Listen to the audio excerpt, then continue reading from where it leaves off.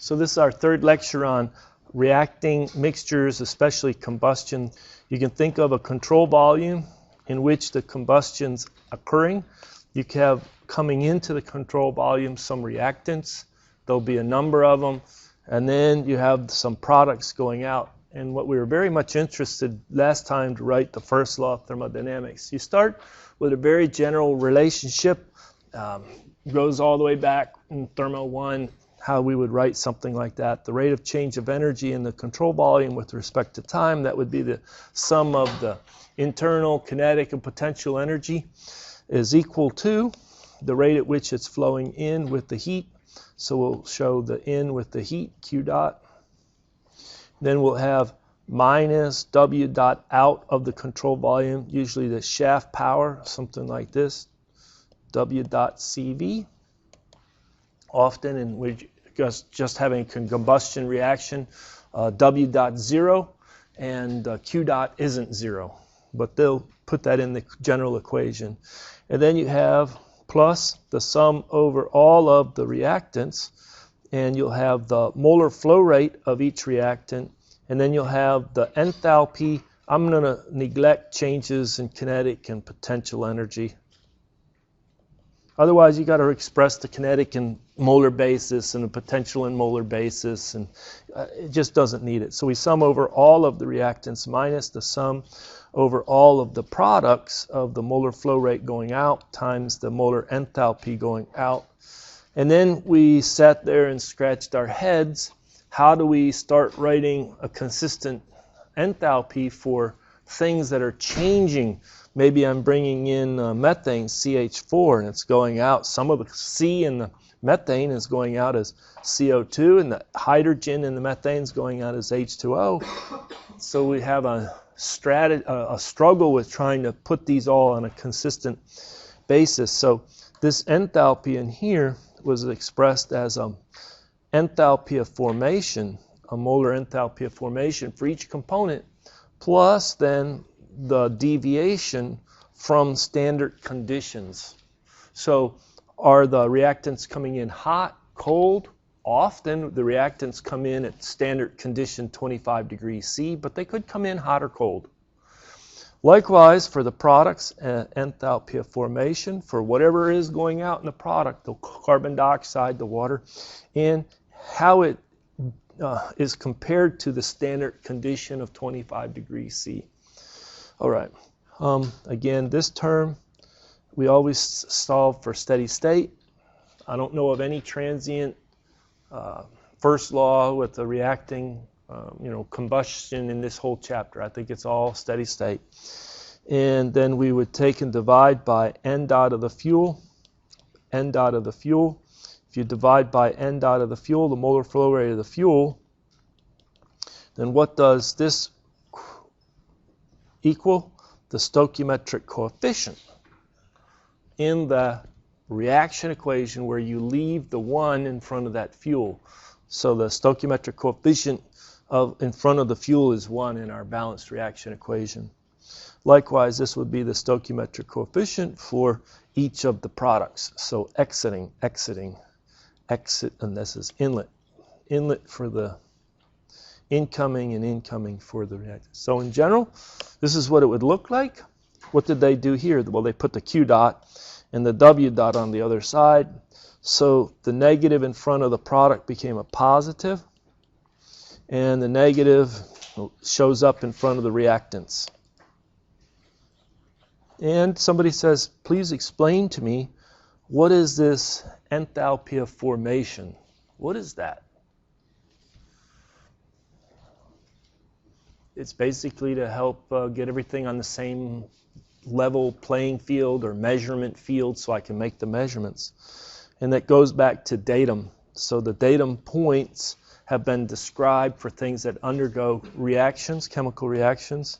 So that starting point, that fixed starting point, and what they do is they say, well, the standard temperature is 298 Kelvin, pressure is 1 atm. The pressure really doesn't come into play until we start talking about the second law for reacting mixtures.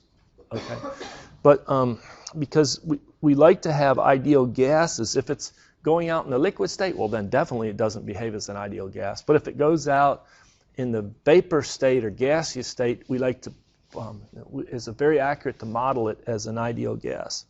All right. So often the emphasis is on temperature. Does it come out warm compared to 25 degrees C or not? The standard temperature is 25.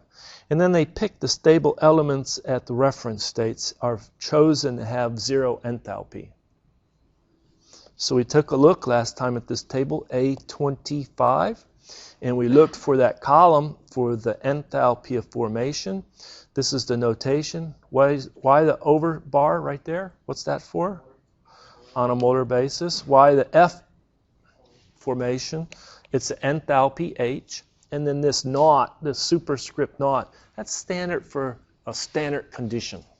Like we used that when we did S naught, when we had temperature dependent specific heats. We wanted to account for changes in entropy. And we said, look, we'll bust it into how the temperature change affects the entropy change.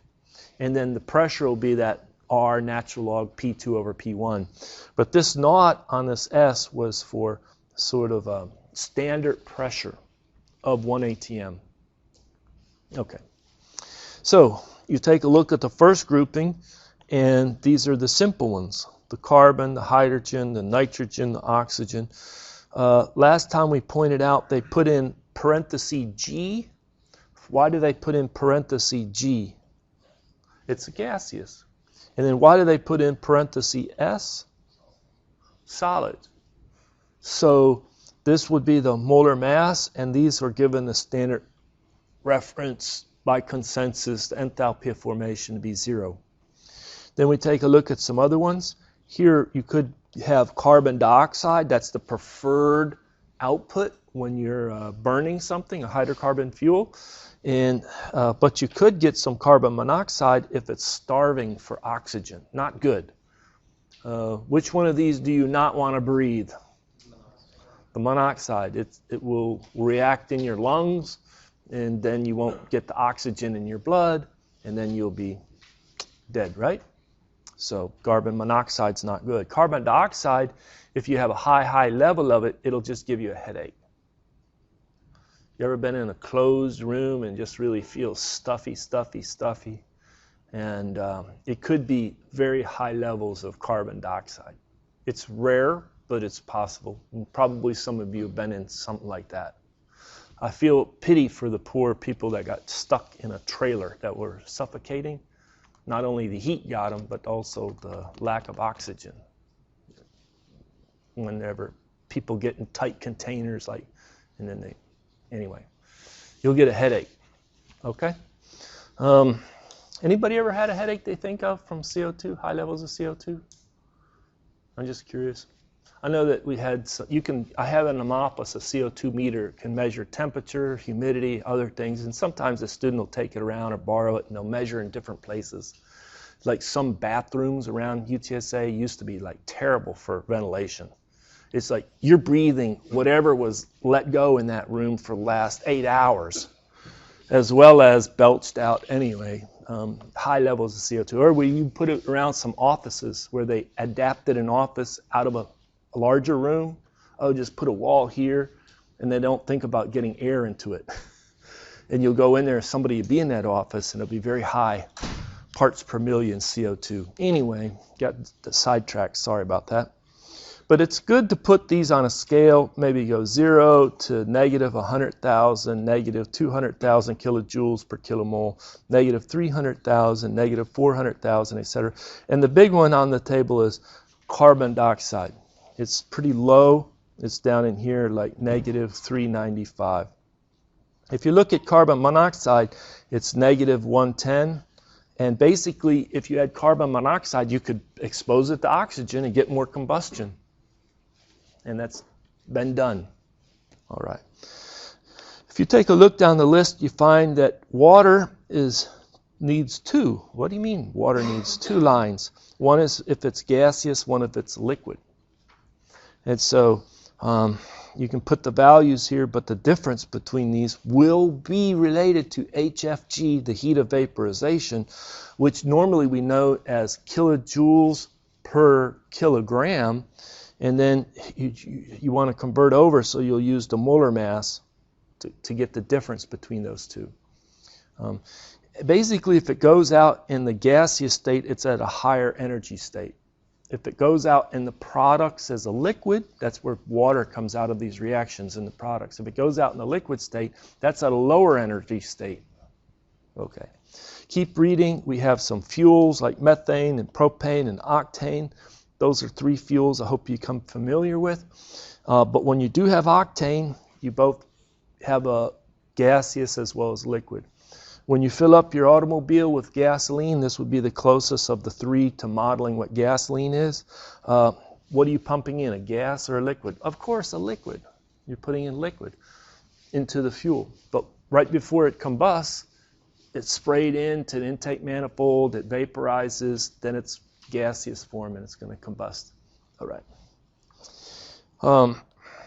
Let's solve this problem. So we have solid carbon. Let's back up to this table. Did I talk enough about this solid carbon right here? Why do they have solid carbon in this table? This models methane is your natural gas. Propane is your propane that you have a tank and maybe you have a barbecue.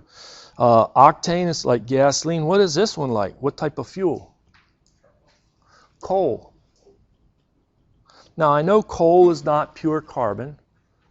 It's got a lot of other stuff in it, but it may be 70-80% carbon, and so now we're going to do a little reaction where we have carbon and we're going to combust it. So solid carbon at 25 C 1 atm enters a furnace operating at steady state. So even though it comes in as solid, it's fine. You usually pulverize it and it comes in as a very fine powdery, like talcum powder type of coal. All right. It burns completely with 100% theoretical air, entering at a separate stream at 25 C, so oxygen and nitrogen, everything's coming in at 25 degrees C, 1 atm. And the products of the combustion go out at 25 C. What? This always throws students for a loop. What do you mean? You're burning coal, and you're going to come out of the products with 25 degrees C? How is that possible? Well, how is it possible? You have a lot of heat transfer. But it's not a lot of heat transfer into the system. Oh, that's our preferred direction. We're going to calculate a large negative Q dot. It's going to be a large negative Q dot, indicating it's really heat transfer out of the control volume where the combustion is occurring. All right, so first of all, get a balanced reaction equation. Should I give you a minute to get that one on your own?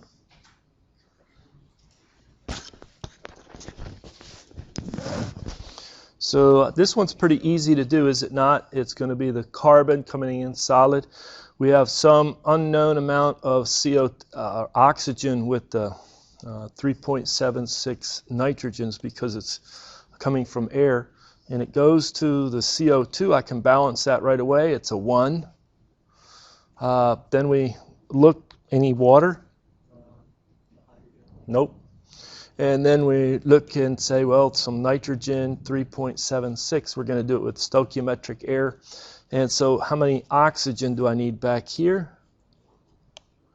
It's actually pretty easy, isn't it?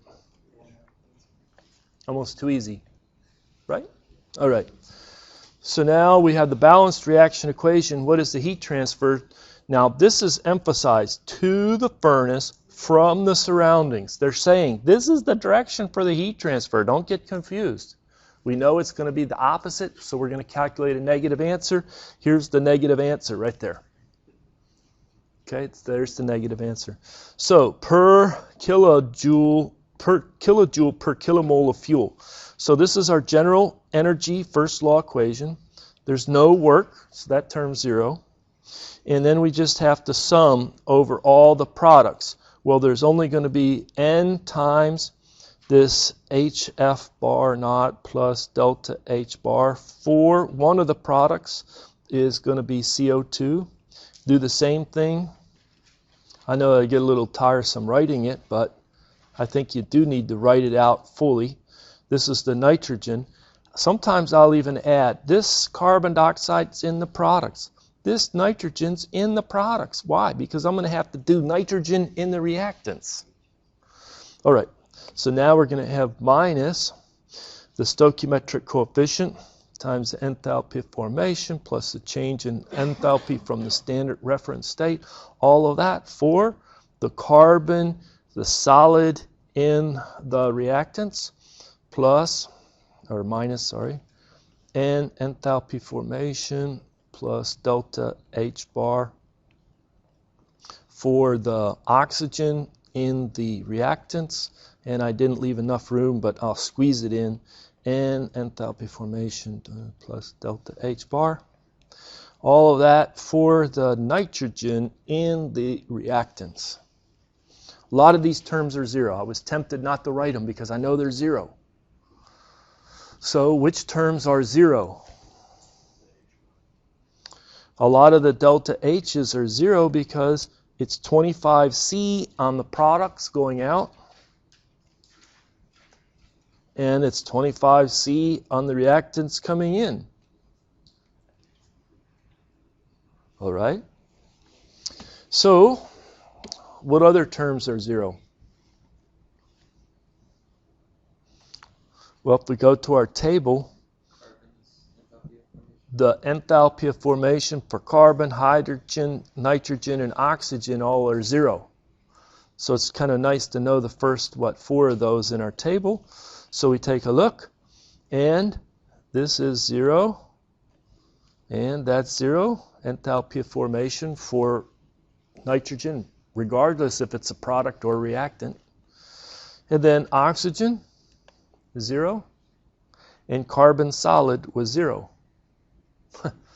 So the whole thing boils down to the one stoichiometric coefficient for the carbon dioxide minus 393,520. Where did that come from? That's the enthalpy of formation for the carbon dioxide. Let's double check that.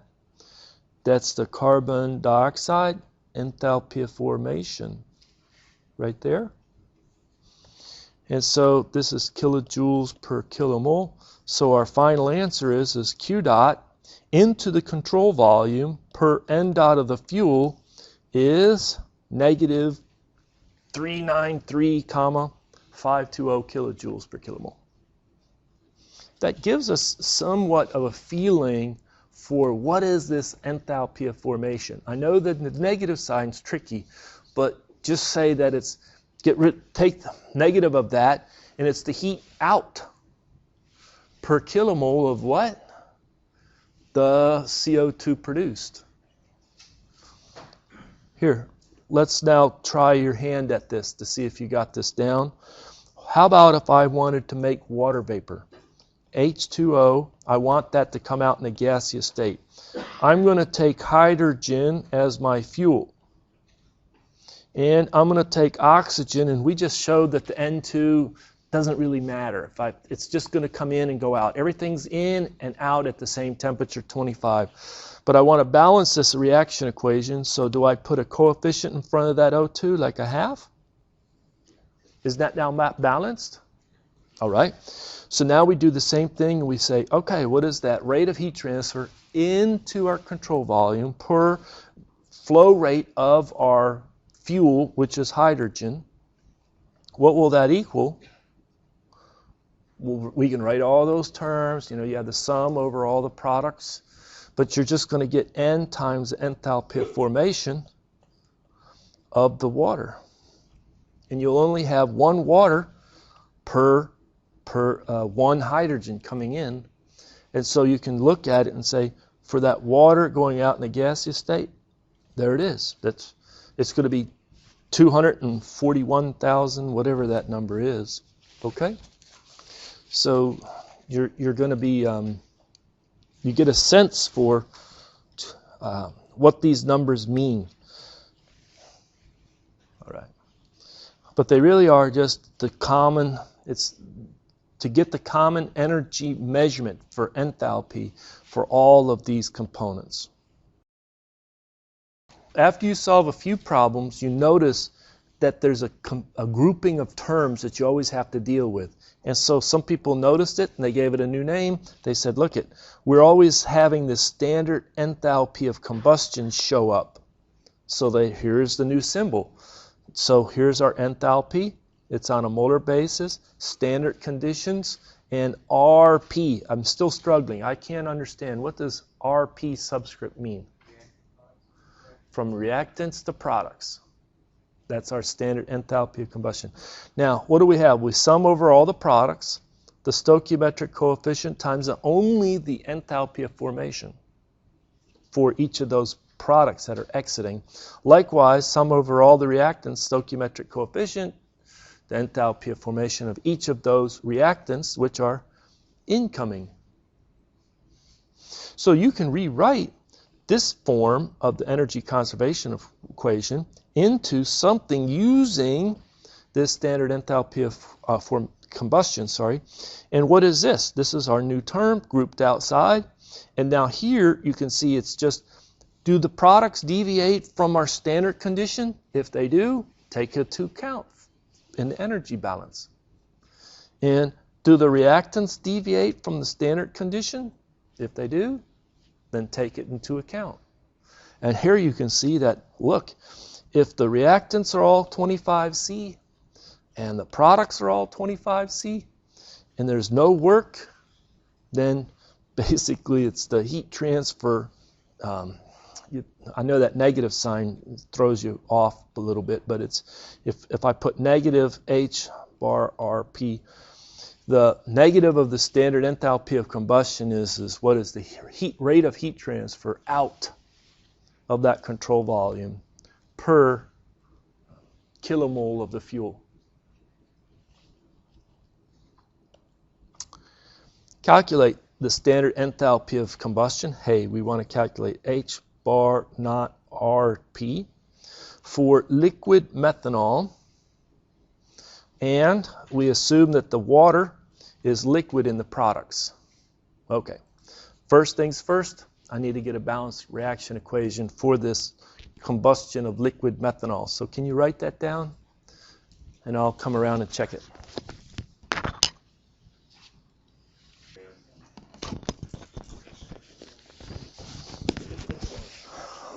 So this is CH3OH, true? And we're going to do it with the oxygen, O2. I need to leave a little room for how much oxygen, and 3.76 nitrogen. And it's going to go to, I'll have to wrap it around. We're going to put it to carbon dioxide. We do a 1 there because there's only one carbon. And we do a water, H2O, and we have 1, 2, 3, 4 on the hydrogen, so we need 2 there. And my encouragement is always go slow on the oxygen. So we count up how many do we need on the right-hand side. 2 plus 2 is 4. Then we come back over, and a lot of people will say, up, now I've got 4 oxygens coming from the air. But what did they miss? You already have 1 oxygen in the fuel. And sometimes you'll talk about oxygenated fuels. And ethanol and methanol are oxygenated fuels. So that's why EPA wants you to blend it up to 10% of your gasoline. You already have a little oxygen there. Hopefully it promotes cleaner burning all the way combustion. There you go. So anyway, so this then is not a 2, but I only need 3 from the air. So I have 3 halves, or 1.5.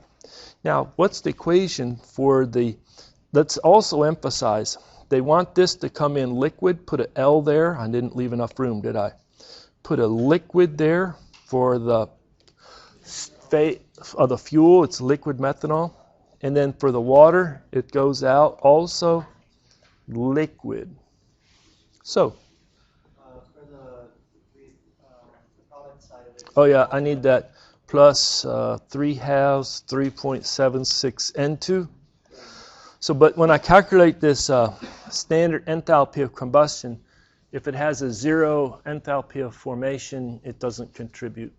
So this will come, the equation will end up, it'll be For a product, you'll have a stoichiometric coefficient of 1 times the enthalpy of formation of the water. We look for the water in liquid state. So it'll be negative 285, 830. And then we look at the product, carbon dioxide. We have a 1, and we have CO2, carbon dioxide, negative 3, 93, 520. And then we look for reactants, and the oxygen and the nitrogen both have 0 enthalpy of formation, but we look for subtract the stoichiometric coefficient 1 for the fuel, the liquid methanol. We come down to methanol.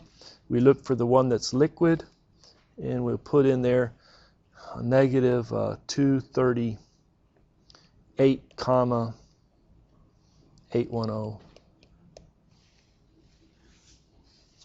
So if you run the calculator on this, Do you have 1 mole of water? Did I erase it incorrectly? I think I had, yeah, it made a mistake there, didn't I? Thank you. So I need 2 here. And then 1, there you go, just like that. Look good? And so when you run the numbers, I think you'll get this as the answer, negative 726, 370. All right? In computing the standard enthalpy of combustion, what's our symbol for the standard enthalpy of combustion? Is that our standard enthalpy of combustion? No.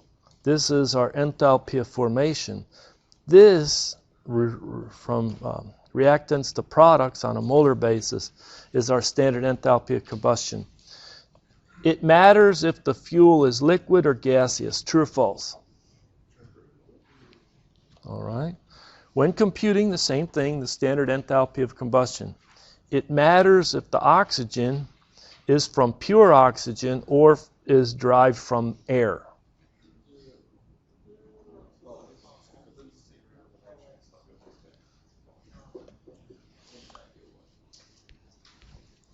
True? And then remember, the enthalpy of formation of both the nitrogen and the oxygen are both 0. And when computing the standard enthalpy of combustion, that's this right here, it matters if the water is liquid or gas. That's true. That's true. Make sense? All right, let's press forward. The standard enthalpy of combustion of liquid methanol is reported in this table. True or false? Here's the answer. Didn't we just calculate it? When it's liquid methanol with the liquid water on the outlet products. Can you find this number in table A25?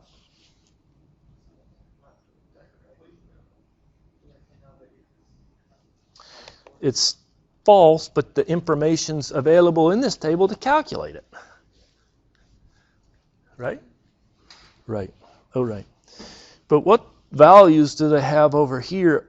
Well, first of all, this is the molar mass. This is the enthalpy of formation. That's good. We want to use that. This is Gibbs function. You know what? We're going to get to that later. Absolute entropy. You mean we're going to do second law analysis for reacting mixtures and combustion? Sure can. Going to get to that later. But right here we have the heating values. The heating values. Now, they have a header, but then they split. And so you have a higher and a lower heating value. The abbreviation is higher heating value and lower heating value. Notice, are any of them negative? They got rid of the pesky negative sign, right? This is kind of like the chemist. This is now the mechanical engineer talking, okay? And so if I'm going to combust something and I want it to provide heat, so coming out of my combustion chamber or control volume, that's going to be the direction of the heat transfer. And now what they're providing is the rate of heat transfer coming out of the combustion chamber per, look at what they have for the unit of mass, isn't it? Kilograms. So what they're giving you is Q dot per M dot of the fuel. Q dot per M dot of the fuel. Let's just try one of these and try to explain why would one have a higher heating value and a lower heating value? What would be the reason for it to have a higher, lower heat? Would it depend on, let's just take a look at methanol. Would it depend on whether or not the methanol came in gaseous or liquid? Well, they already have a separate line. So for the gaseous methanol, you can have a higher heating value as well as a lower heating value. So what does it really depend on? If you have hydrogen in your fuel, where's the hydrogen go in the products? And the water could come out liquid or the water could come out gaseous. That's the difference in these two numbers. Now the question is one of them is larger than the other. So I'm getting more heat out per kilogram of fuel combusted, right? That's what a larger heating value represents. So for the higher heating value, is it the water goes out liquid or the water goes out vapor? I'm going to pause, walk around. I want you to struggle with that.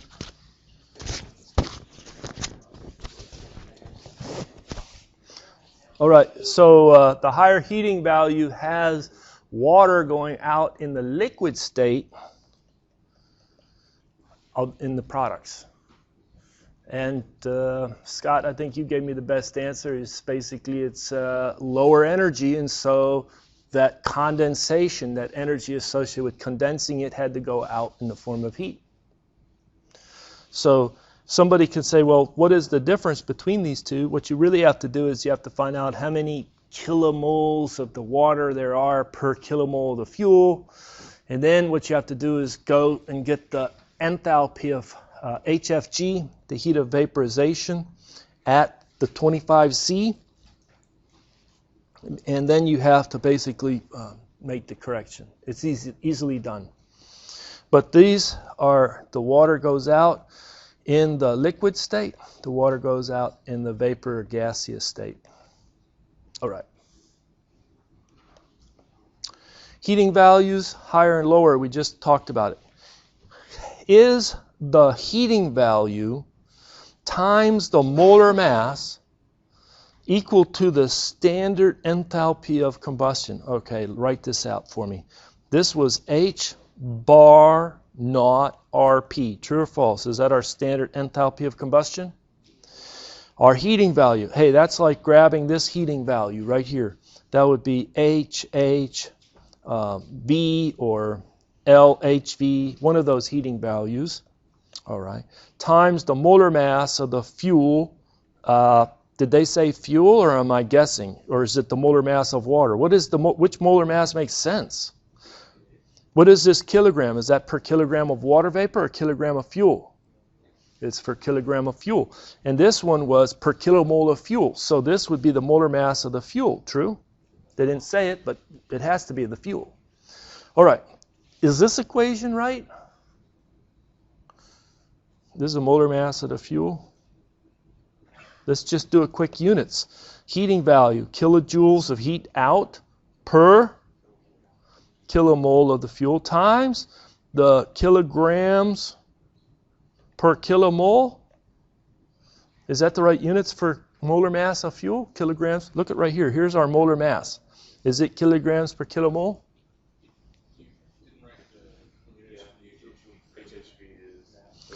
Oh yeah, it's per kilogram, right. There you go. I was giving you a wrong answer, wasn't I? So if we cancel the kilograms, we're back to kilomole. Only one thing is this standard enthalpy of combustion, I suspect it's a lot of negative numbers, true large negative numbers. Is the heating value positive? Yes. Is the molar mass positive? Yes. So maybe if you're nitpicky, you would say, oh, it needs a negative sign. True? I mean, just take a look. Right here, or did I do it right there? What was our value for the standard enthalpy of combustion? It was a large negative. Okay. So, if you want to say, if you need that negative sign, then it's definitely true. All right. And when computing the heating value for the fuel, it matters if the fuel is liquid or gaseous. True or false? True.